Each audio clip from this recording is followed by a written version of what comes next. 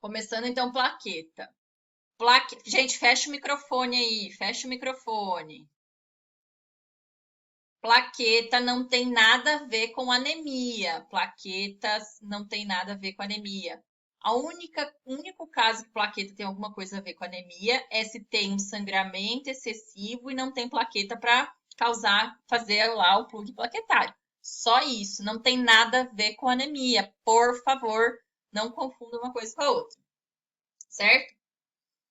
A professora foi fazer estágio, o veterinário falou que tem. Vocês escutam, guardem no coração de vocês, não retruquem, porque às vezes tem veterinário que fala isso, eu já ouvi alunos falando desse tipo de coisa. Não retruquem, pensem na fisiologia, tá certo? Pensem na função do elemento do sangue. Isso é importante, tá, gente? Não acreditem em tudo que vocês escutam. Pensem na fisiologia. Por isso que vocês têm que conhecer fisiologia para conseguir entender o que está realmente acontecendo. Então, as plaquetas, elas são fragmentos citoplasmáticos do megacariócito, lembra disso? Elas não têm núcleo, elas são só fragmentos de citoplasma. Elas têm grande quantidade de núcleo e diferentes tipos de grânulos. Ah, eu falei núcleo, desculpa. Elas têm diferente tipo de grânulo no seu interior, não tem núcleo, né? Só tem grânulos. Grande quantidade de grânulos e diferentes tipos de grânulos, que têm diferentes funções. Quais que eram as funções principais desses, né, que tem esses elementos do grânulo? Proteger o endotélio vascular, carrear fatores de coagulação, produzir elementos que vão causar agregação plaquetária e atividade contrátil do coágulo. Elas também podem fagocitar bactérias e formam o tampão plaquetário, que após a vasoconstrição é um dos mecanismos de hemostasia, né? Após ou de forma conjunta com a vasoconstrição, tá? É o mecanismo da hemostasia. Então, as plaquetas, elas têm várias funções. Elas são importantes para que ocorra a coagulação de forma total, porque elas carregam fatores de coagulação. Então, sem elas, a segunda etapa da coagulação da hemostasia também não vai ser possível de ser realizada de forma adequada, certo? O que é hemostasia? Outra coisa importante, não confundam hemostasia com homeostasia. Hemostasia é coagulação. Homeostasia é o equilíbrio corpóreo, são coisas diferentes. Então, a hemostasia é um mecanismo da coagulação e a principal responsabilidade da coagulação é manter o sangue no interior do vaso sanguíneo, é evitar que haja extravasamento de sangue. Vamos lembrar como ocorre, então, a hemostasia. Primeiramente, vai ocorrer uma lesão no vaso sanguíneo. Quando que ocorre essa lesão no vaso sanguíneo? O endotélio vascular ele é danificado e então o sangue ele vai ter contato com o colágeno subendotelial, certo? Quando existe esse contato, há uma ativação de plaquetas e também há uma contração do vaso sanguíneo por também estímulo de grânulos de plaqueta e tem estímulos externos também, certo? Então, quando existe essa conexão do sangue com o colágeno subendotelial, vai ter então uma contração do vaso sanguíneo, que é vasoconstrição, e vai se formar uma barreira física pela aderência de plaquetas, porque esse colágeno subendotelial promove a agregação plaquetária. E isso é chamado de plug plaquetário ou tampão plaquetário. Se a gente juntar esses dois aqui, ó, vai formar o quê? A hemostasia primária. Então, existe uma contração do vaso sanguíneo. Esse vaso sanguíneo ele contrai justamente para diminuir a quantidade de sangue que vai extravasar se tiver essa lesão. E pelo plug plaquetário ou tampão plaquetário, que vai fazer essa barreira física. É uma barreira física mais sensível, né? Então, ela impede a saída do sangue, mas se tiver movimentos bruscos ou algo do tipo, vai voltar a ter sangramento. Posteriormente a isso, vai ocorrer a cascata de coagulação, que o principal objetivo da cascata de coagulação é transformar o fibrinogênio em fibrina, né? Então, o fibrinogênio, ele é uma proteína solúvel no plasma, a gente não vê o fibrinogênio no plasma, só que quando ocorre a cascata de coagulação, se torna esse elemento insolúvel que vai formar a rede junto com outros elementos do sangue, né, plaquetas e eritrócitos, que vai formar uma rede forte, né, ela é bem resistente, para evitar que tenha extravasamento de sangue. Essa aqui é a cascata de coagulação, a transformação de fibrinogênio em fibrina, é a hemostasia secundária. E depois disso, depois que então o endotélio vascular ele volta a estar funcional, né? Não tem mais contato do sangue com o colágeno subendotelial, o corpo ele realiza a fibrinólise. Claro que esse é um processo contínuo, tá, gente? Eu estou simplificando o processo. Então, se vocês procurarem vídeos no YouTube, né, que vão ser mais profundos, que vão falar de bioquímica, vocês vão ver que esse processo ele ocorre de forma concomitante. Aqui a gente está simplificando, né? A gente não quer que esse coágulo ele permaneça no sangue depois que o endotélio esteja ok. Então, o corpo ele tem que fazer fibrinólise, ele tem que realizar, ele tem que diminuir o tamanho do coágulo e reutilizar várias dessas substâncias que estavam no coágulo, certo? Através do processo de fibrinólise, que é a hemostasia terciária.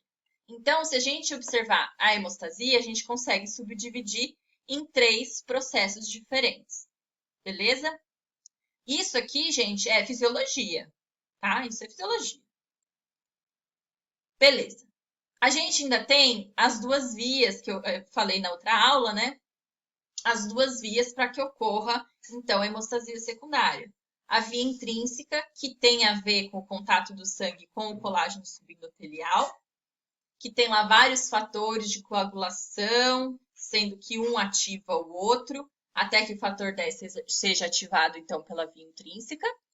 E a gente tem a via extrínseca, que tem relação do contato com o sangue com tecido extravascular, que é quando o sangue extravasa.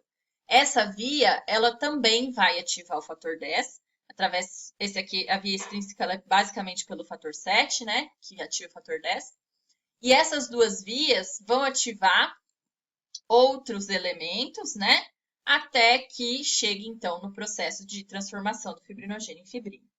Ah, eu preciso decorar todos esses fatores. Não, gente, eu não quero que vocês decorem.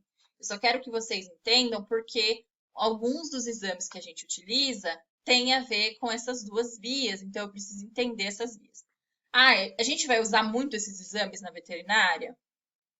Depende da rotina, depende de onde vocês vão trabalhar. Se vocês forem trabalhar em grandes hospitais, né, com grande fluxo de animais, em grandes centros, provavelmente vocês vão usar esses testes na rotina de vocês. Ah, eu vou ter minha clínica pequena, uma cidade pequena, então você não vai usar, até porque esses testes eles são mais específicos. Então depende muito, mas eu preciso que vocês entendam para que se um dia chega esse resultado para vocês, vocês entendam o que significa esse resultado, certo? Nessa revisão a gente não vai falar sobre esses exames, até porque tem uma aula só sobre eles, né?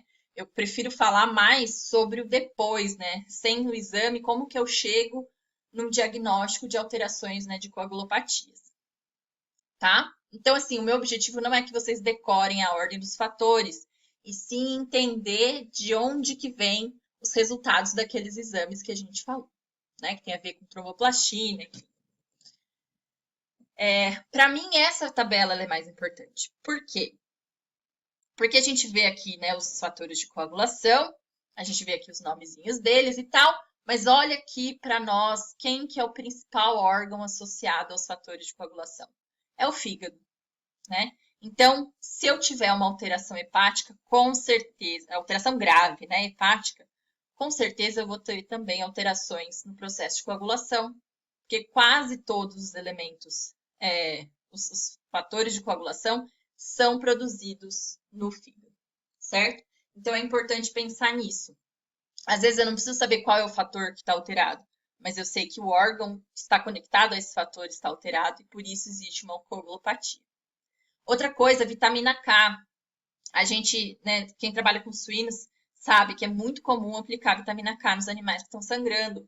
Olha a quantidade de fatores associados à vitamina K, são poucos. Normalmente, o sangramento ele não tem a ver com vitamina K, com deficiência de vitamina K. Não adianta aplicar vitamina K, a gente aplica porque vitamina K é barato e eu quero acreditar que aquela vitamina K vai resolver o meu problema. Mas normalmente não é a vitamina K que vai resolver o problema, tá? Coagulopatias. Então chegamos no momento, né, mais importante da revisão, que sim tem a ver com a patologia clínica mesmo, né? As coagulopatias, ou então as alterações relacionadas à hemostasia, elas podem estar associadas à disfunção de plaqueta, disfunção nos vasos sanguíneos, disfunção na cascata de coagulação. Pode acontecer uma disfunção só, ou pode acontecer disfunções de forma conjunta. Certo?